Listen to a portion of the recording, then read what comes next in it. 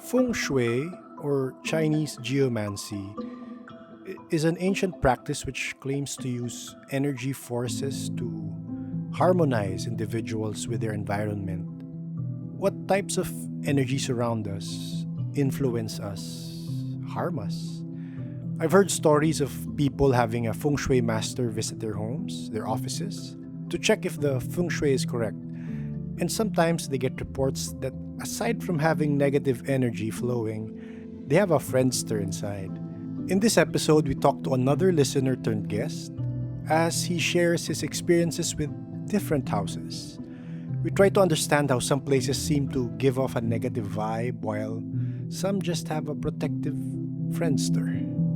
Enjoy. Today we have a guest from a different country, a listener turned guest. He started listening maybe 3 weeks ago, and then ayun na nga, inubos niya lahat ng episodes within 5 days. Less. Ang hindi ko Less. nang nakayanan was which was that? Like episode 9? 9, oo. Medyo heavy. Hindi lang Yeah, team. yeah, super heavy. Hindi ko siya kaya tapusin. So I think I'm just gonna skip it. After nun, he's a friend actually, so he reached out and sabi niya, meron rin siyang experiences. Everyone has experiences naman. So, yun, we're here to collate and try to understand kung ano yung experience. So, maybe you can share na kung ano yung experience mo. Sige. Okay, so a bit of a background about myself. I think hindi ako natatakot ever. Or natatakot ako because of the idea of it. Ay, gising na yung pusa ko. Like, halimbawa, dati nung bata tayo, pag Halloween special sa Magandang Gabi Bayan, yun yung parang pinaka-aabangan, diba? And then, it's like, the way it was reported was like documentary style. Parang there's a hint of truth in it. Before then, like, I was skeptical. But, parang at the back of my head, ayoko mangyari sa akin yun. Diba? Like, and also like my upbringing Catholic, and yung bahay namin tapat ng simbahan eh. Talaga? So Wow. yeah, most of my time were spent with in church activities kasi most of my friends / cousins were active in the church then. So parang tag along din. So ang kinakatakutan ko dati was like Book of Revelations.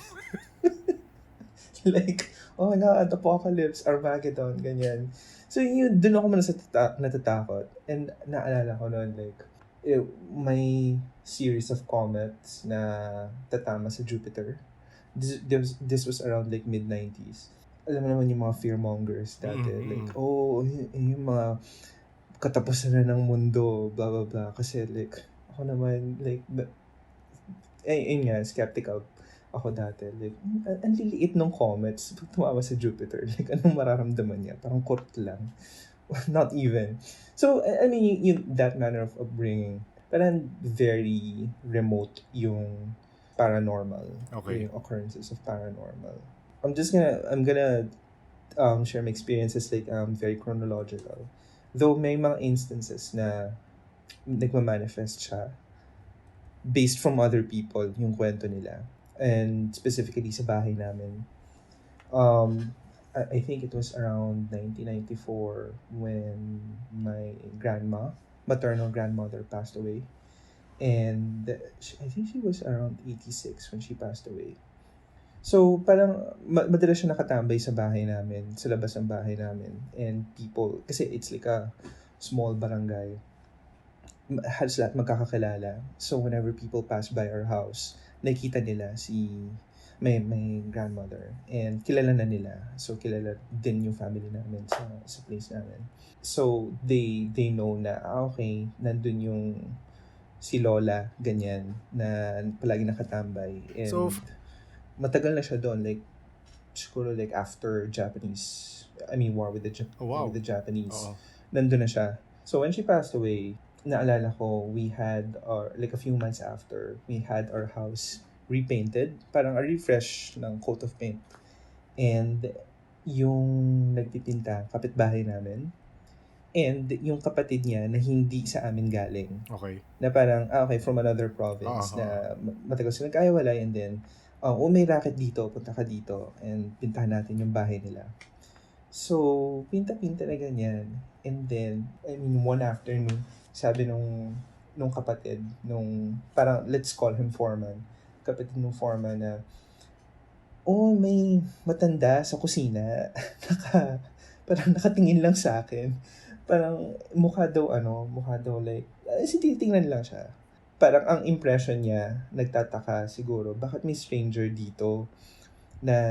So nagpakilala daw siya, nagpipinta lang po ako. And then, parang dinedma na siya. And then, he went on like, painting the rest of the house. And then, nung sinabi niya yun sa kasambahay namin, sabi ng kasambahay namin, wala namang matanda dito. And, dinescribe niya pa yung suot. Yung suot niya yung parang duster na may polka dots. And true enough, like, yun yung parang duster ng lola ko na alam namin na, Mainstay okay, niya. parang, it means, yeah, Oo. parang costume Oo. niya, na gano'n. Yun yung mga one, like, quite, parang, rare, actually, katangi-tanging occurrence lang of, like, paranormal activity in our house. Years after, may mga bumibisita sa bahay na may third eye kuno. I don't know like if that is real or not. Yung unang bumisita, ang una niya kagad impression dun sa bahay namin, oh, may presence dito. And sabi niya, parang puting duwende daw na malapit sa gate namin. And then, specifically, nasa kontador ng tubig. Malapit. And then, sinabi na, nandun daw yung duwende. And then, mabait daw. Years after, another visitor, hindi sila magkakalala ha, said the same thing. Wala ka na experience doon? Ikaw personally, wala ka na experience doon sa area?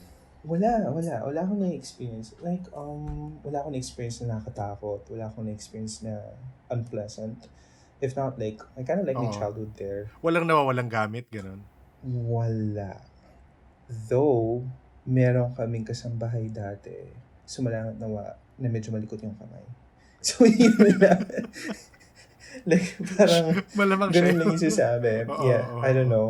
So, wala naman nawawalang gamit or walang nadadagdag na gano'n. And I remember na, pangalawang pumunta na yun, nagsabi na may duwende daw na puti sa may kontador ng tubig. She was hired, quote-unquote, by my mom to, like, parang cleanse the other house. Parang a few blocks away from, like, actually a block away from our house. Okay. Yung house na yun, it's like an old house, was owned by my grand uncle. Itong grand uncle na to, kapatid nung lola ko na Okay. kinuwento ko Oo. earlier na namatay. Oo. So, it's like alam mo yung tipong nakikita mong mga bahay sa Calle Crisologo, parang a bit younger than Oo. that in Vigan, and then or in Taal. So, kasi we're in Cavite. So, in Taal na medyo Kaluma makaluma, talaga. Oo. na kapis yung yung mga Bintana. bintana. So, yung ganun. So, imagine it like dalawa siyang malaking bahay na magkatapat. So, it's almost like paano ba to, duplex ba yun? Basta, yeah, Basta two pare big sila. houses. Parang Yeah, parang pares, pares sila. magkaharap. Oo. Oo. And then there's like parang an empty space in the middle. Parang courtyard, ganun. Mm-mm. So, nawala na siya. I mean, namatay na siya. I think same year na namatay yung lola ko. A bit earlier lang. Pinaupahan yun. So, eventually, like, after a few years, nagsialisa na rin yung mga umuupa. Napag-isipan namin, okay, siguro dyan na lang tira yung isa naming kapatid. Kasi she had a family na rin. So, para mas malapit sa amin. Ganyan. So, they had it renovated.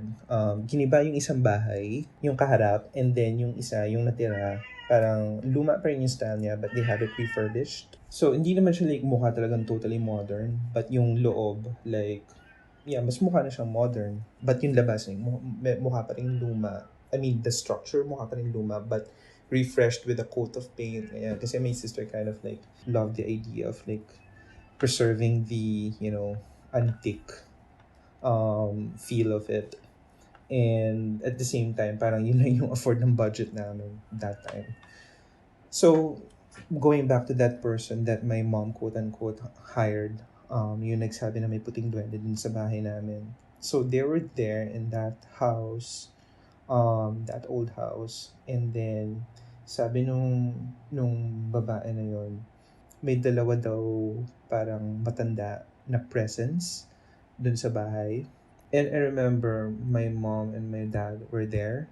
And my dad, since sobrang, yung character niya, hindi siya nagpapaniwala sa mga ganito. My mom, like, medyo may room pa siya ng konti for, like, superstition and stuff, like, ganyan. My dad, as in totally, like, science. Oo. Agham tayo, Oo. like, evidence, empirical evidence, ganyan. And he was there. I mean, kasama yung mom ko. Like, wala namang mawawala, di ba? Like, check the Feng Shui or whatever. The woman parang gave them like a few like Feng Shui charms na, sabit mo to dito, sabi mo na ganyan. I remember distinctly, may binigay siyang charm na nakyutan ako sobra. Kasi it was like, pineapple. Okay. Pineapple charm. Ako naman, ang cute naman nito. Sana mamigay pa siya ng madami. Anyway, so it's an old house adjacent to the laundry area. It's like the kasambahay quarters. Doon sila napunta dun sa kasambahay kasi kasambahay room. So after that kasambahay room is a back door na leads to like parang yard area na parang wala ka na makikita doon. Parang kung gusto mo maglabas sa batya, doon ka maglalabas sa batya sa planggana. So sabi nung babae, nandito yung presence sa room na to. So, naalala ko ng kwento nito, my dad, who's like a firm non-believer of this, sabi niya na I remember them, my mom and dad were like telling me the story na yun nga nangyari after the like cleansing of the place. It was like a stuffy place. Pagpasok mo, ang humid daw. Parang the whole atmosphere is like weighing down on you. And then the woman started to light candles. Stuffy, walang bintana, and sabi niya, yung candles daw na hawak nila, as in umaandap-andap yung apoy Oo.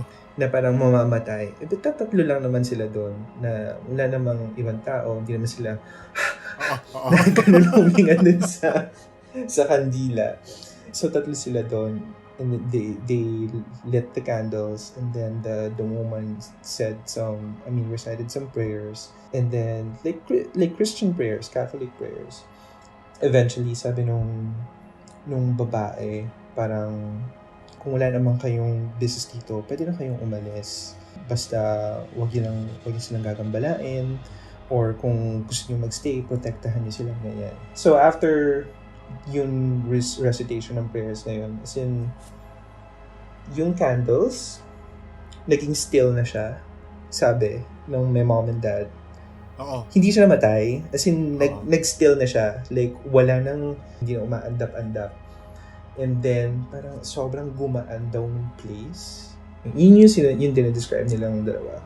And then, whenever I bring it up, like, remember na yung may bumisita na nag-cleanse ng bahay. My dad na parang hindi firm believer ng ganitong paranormal activity. He's like, yeah, it happened.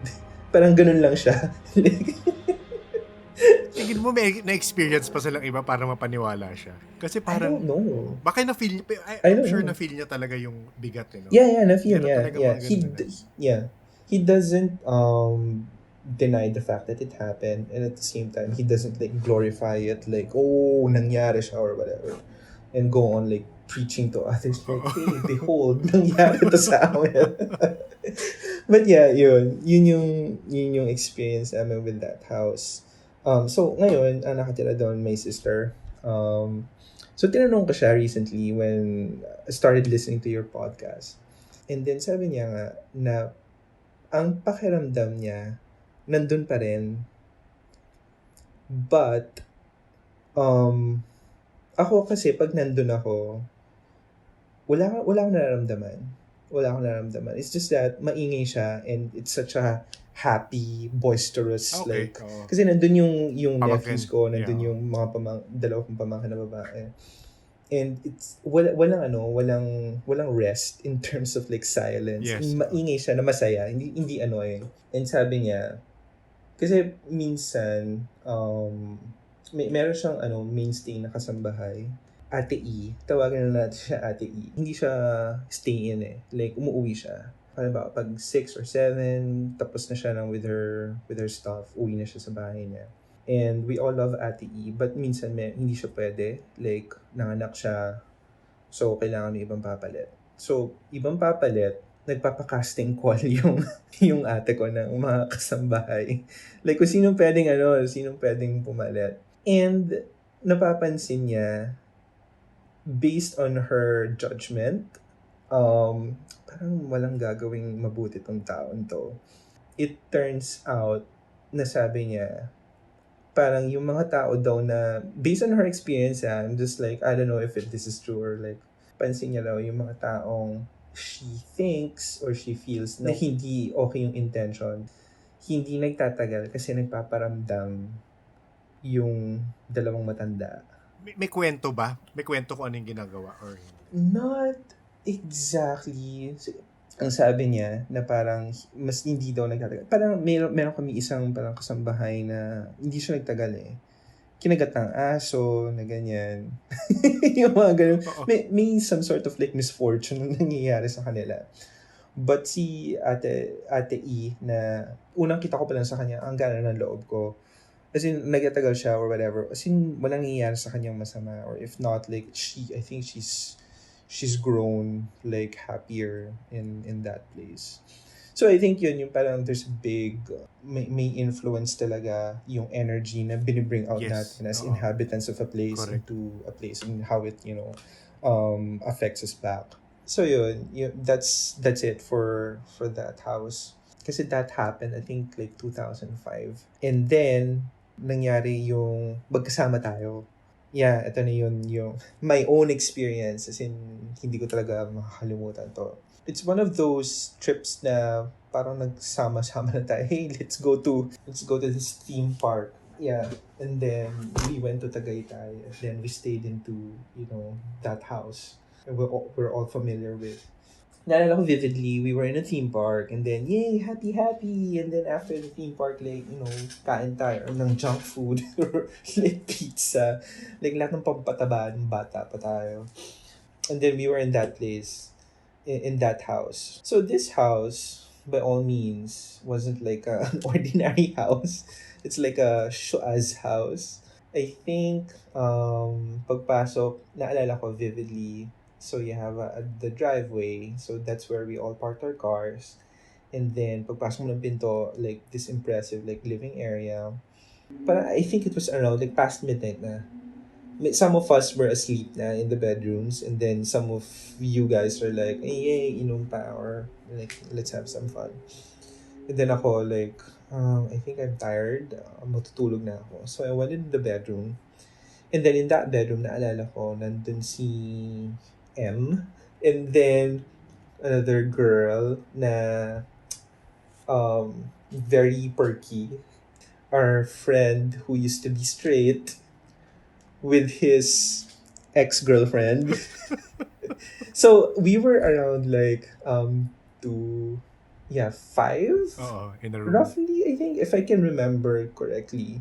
Basta definitely, si ex-girlfriend and si boyfriend was there. And then si M was there. Basta, I think 4 or 5 kaming tao doon. So, si ex-boyfriend and si ex-girlfriend nandun sa malapit sa bintana, which was farthest away from the door. Ako yung pinakamalapit sa door, and then si M na bed.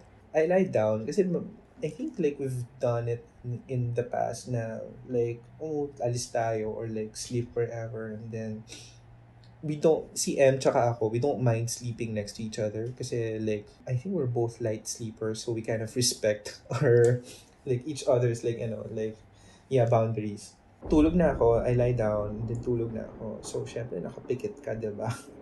And then, pag nakapikit ka, madilim, hindi ko, parang for a brief moment, akala ko na nanaginip ako. But, may moment na nakikita ko lang madilim, and then may lumabas na darker figure. So, itim na nakikita mo na ngayon, nakapikit ka, and then may darker, blacker than black figure na tao na nasa left side ko. And then, hinawakan ako sa hita. Okay. So at that moment, parang paggising ko na ganyan, or pagdilat ko, wala naman ako nakikita. Main feelings ko nun, hindi ako natakot. Parang naisip ko lang, oh, this is weird. Or baka like, physical manifestation siya ng panaginip ko. So I went back to sleep. But I remember vividly na nung hinawakan ako, parang there's some sort of like electricity that traveled from my leg to my spine, or like the whole body. Na parang zzzt, na ganyan. The morning after, kinuwento ko sa kanya yung nangyari. Sabi niya, talaga, so we were gushing about it. Like, oh my God, like, ang weird niya, ganyan. Parang, nasabi ko pa, parang one of the things that I said, like, oh my God, first time ko makaranas ng ganito. Narinig ni ex-girlfriend na yung pinagkukwentuhan namin. And then, apparently, sabi ni boyfriend, oh, di ba may third eye ka? Sabi niya, yeah. Actually, nakita ko nga eh. Na meron. Sabi niya, and then, binigyan niya pa ng character. Sabi niya, this person is a girl na parang mga teens daw yung dating. Okay. And then, she gave her a personality. Medyo pilya nga eh. Okay. So, that's the exact word that she used. Pilya. And I'm like, how do I make sense of that? So, yun yung sinabi niya na, hey, she's this like, teenager kind of like presence na babae, and then medyo pilya. Which, okay. What do you want? Una sila, di tayo talo. Oo. Pero nung humawak sa'yo, na-feel malamig, mainit, hindi mo maalala? Parang, Wala. walang temperature, Okay. wala akong na-attach na temperature. It was just like electricity. Parang hinawakan ka dito, and then like that electric current traveled throughout your body. Ganun. So yun yung katangi-tangi kong experience na hindi na siya naulit. May nakwento ka dyan di ba? Nasa listahan mo Oo. Yeah, nasa listahan ko. But it's more like a Feng Shui thing. I think 2015, we were planning to move out from our apartment, which is on the same building where we are right now. Parang ano na siya, top floor. We're just like 2 floors down. Yung agent namin, sabi, like, okay, may nakita akong place malapit dito, and malapit kung saan nag-work yung partner ko. So ako medyo malayo pa ako nag-work nun. Malayo from here. Yung sa akin, malapit sa mosque. So, pinuntahan namin yung place. It was lunchtime. Medyo aburido na ako. Like, sino papabisita lunchtime? Oo. Kakain ako eh. Oo. Ganyan. Tapos, ang stricto pa kung saan ako nag-work nun dati. So, pinuntahan namin yung place. Ito yung tipo ng condo na you have your own private lift. For those listeners na not that familiar with that kind of setup, it's like this lift services this particular unit in each floor level. So pagbukas ng lift, lobby na kagad of your own flat. Okay. Oo. For example, in a building, you have 4 units. Each unit will have its own dedicated lift. So akit na kami in that floor. It was like and setup niya, it's like a series of towers na magkakaharap, and then at the center is like swimming pool, or like common area for the whole condo area. Ang kaharap ng unit na pinuntahan namin is another building of the same compound. So, you're looking into your neighbor. Medyo shala siya. Okay. Premium yung location niya, and apparently like it was within our budget, surprisingly. So pagbukas ng door ng lift, iba na talaga yung pakiramdam ko. As in, gusto kong manapak ng tao. Talaga? Ganun yung I swear. Oo. As in like, no. Ang immediate na reaction ko doon pagbukas ng pinto, shit, feel ko parang magpapakamatay ako dito. Talaga? Oo. Ganun yung feeling ko. As in, habang hindi pa bumubukas, wala kang nafe-feel na ganun? As in, may talagang, may gumana? Wala. Yes. Pagbukas ng pinto, immediately ko na, kasi pagbukas ng pinto ng lift, was like a small foyer area where you leave your shoes probably, and then the front door, pagbukas ng front door, immediately it's like the living room. Yung living room is like very expansive. Nung pinuntahan namin, wala pang laman. And then after the living room is the balcony, which was quite impressive. So hindi siya yung tipong typical na yung makalumang buildings na yung mga bintana nagsisimula sa bewang. So yung yung bintana niya and access to the the balcony from the living room is like this impressive foldable glass panels na pag binuksan mo yung glass panels na yon, balcony na and living room in one. So, yeah, maganda siya. But yung una kong impression na pagbukas ng pinto, like, shit, tatalon ako dito. Oh my. Yun yung Oo. naramdaman ko na at the same time, nagalit ako na nainis and at natakot. And then, dun sa right side is the kitchen. And then on the left side is like a hallway going to the bedrooms and the bathrooms.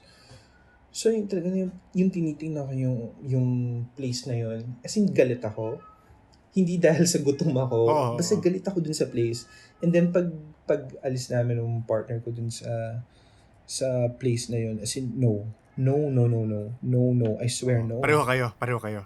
Ikaw I lang. think more me than him. Ang theory niya kasi like being like prior my job here in this country nung nandyan ako sa Pilipinas, ang trabaho ko for 8 years was like looking at spatial spaces and then like how do we Ah, transform this into like a different setting, ganyan. Parang sabi niya, I think kasi mas sensitive ka with the layout ng space. And I think the way he said it, it's not that like, yung typical na parang yung nakakadiri, like yung parang kasi pangit lang. But this one wasn't pangit at all. As in like, if not like very premium siya ha, oo. it's like in a premium area then. But yun nga, yung naramdaman ko talaga Meron, like oo, may feeling talaga. Oo. may feeling talaga ako na, and it was para sa akin, na, shit, magpapakamatay ako Oo, dito. oo, oo, oo. So yun talaga yung parang, no, ayoko nito. Which is weird kasi, yung nilipatan namin, the same building, has similar features, like the living room, can bleed into the balcony na you have like that foldable glass panels, but I don't feel it here. Like dito ang saya ko, like this place feels cozy, but yun talaga like yun talaga yung naramdaman ko. And I tell you, two more or like there was another place sa Pilipinas na bahay na pinuntahan ko na I had a similar feeling. Hindi naman yung magpapakamatay ako, but yung Oo. parang feel ko like, parang ang off ng energy dito. Aminado din siya na parang medyo heavy yung feeling ng bahay namin ha. It's, I don't know, like it's the energy. So, I kind of think like, yung mga tipong ganun, like, I really think, I firmly believe na yung mga feng shui, I really think it has like a science behind it na hindi pa lang natin Oo nga, na-explain. feeling ko rin. Feeling ko Like, rin. Merong ano eh, may yeah, logic. Tsaka may logic yeah, to it eh. Na baka yung logic na na-pass down, yung pass the message, mali na yung pass the message sa atin ngayon. Kasi minsan, true, minsan yung parang sinasabi, kailangan dito nakapwesto yan kasi merong energy na gano'n. Na parang, doesn't make yeah, sense. Pero, feeling ko merong logic yun na hindi na natin true. alam. Probably like magnetic Oo, energy or posible. like, the chi could be magnetic energy or like some sort of another energy that we just haven't like had the chance to identify kasi nga like we're fighting a pandemic right now. 'Di ba? So hindi siya priority, Oo. but I really think as well na yung energy na binibigay natin, like kung sino yung nakatira, contributes a lot dun sa natitirang energy in that place. So I think like whenever like we stay in a certain place, we leave a part of ourselves in it. So if you leave like good memories or like good experiences, then for me, I believe like it's gonna be a happier place. But if you leave like, or if you had really bad or negative experiences or negative feelings, then yun din yung may iwan mo. So yun talaga yung feeling ko about it. And right now, like, it seems like mumbo jumbo na parang new age Yes, kind of ganyan. oo. But I think like what we said or like we agreed on earlier, like meron, hindi pa lang natin nakakrack. Meron siyang scientific explanation. Actually, ngayon na kinukwento mo, naalala ko, meron kaming, nung wife ko, pumunta kami minsan sa vegan. Tapos, nag-rent kami ng place. Di ko na sure kung Airbnb siya nahanap. Pero sobrang makaluma. Pero sa pictures, parang wow, parang nakatira ka in the 1880s. Ganun yung feeling. Sa pictures, ha. So, punta kami. Tapos, pagpasok namin talaga sa room, hindi ko alam kung nag-agree kami after. Pero after, pagpasok sa room, parang sobrang luma. Hindi ba ko takutin sa ganun aspect, eh. Pero talagang iba yung feeling na parang may nag-o-observe, parang mabigat, na parang humiga lang kami saglit. Tapos sabi ko, hanap na lang tayong hotel. Kasi talagang yung feeling iba talaga yung feeling. Hindi ka mapakali na, although wala namang ganung switch na parang sobra akong nagalit. Pero may bigat lang siya na parang hindi ko maintindihan. So, I'm sure it's founded. Yeah, ako talaga, yung dun lang nangyari sa akin yun eh. Oo. Like once lang nangyari sa akin that parang that fast, that quick change of a mood and like that negative, like ganun kagrabe. Minsan parang yung katulad ng bahay ni parang wala lang, I just feel not okay in it, but I don't feel like totally negative. Ang nararamdaman ko sa bahay niya, yung tipong, parang kumbaga kung sa tao ka, nag-emanate ka ng energy eh. But doon, parang may humahati, nasa-slice ka agad, na hindi umuusbong ng palawak yung energy mo. Which I think like for if you're in a nice place, kailangan ganun yung mangyari. But in that place, parang nakakat.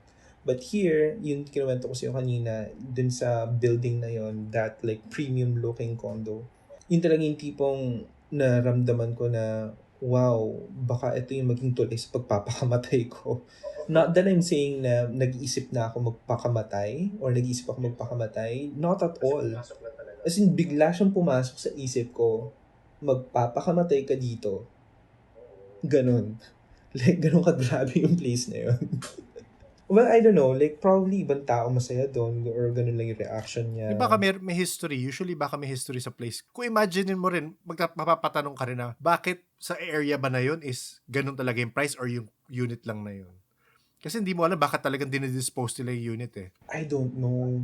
I would say, medyo premium siya kasi malapit siya sa station ng train. Walking distance, though not like really convenient. And at the same time, medyo malapit siya sa city center. So yun, yun yung presyo niya. Yun, ang aking experiences. Thank you for sharing. Thank you for your time. Alright. Thank you. Keep listening. Yep, I will. Bye-bye. Bye. We know you're out there listening to us, and we also know you've got a few stories that you want to share. If you don't want to talk about it, you can email it to us at paranormalsph, that's paranormalsph@gmail.com. If you liked our episode, please like and share it. It really helps. The Paranormal Podcast is engineered and produced by F90 Productions. Rate us on Spotify, Apple Podcasts, Pocket Casts, or wherever you get your podcasts. We do value your thoughts, your inputs. Message us, reach out, we really appreciate it. Thank you for listening.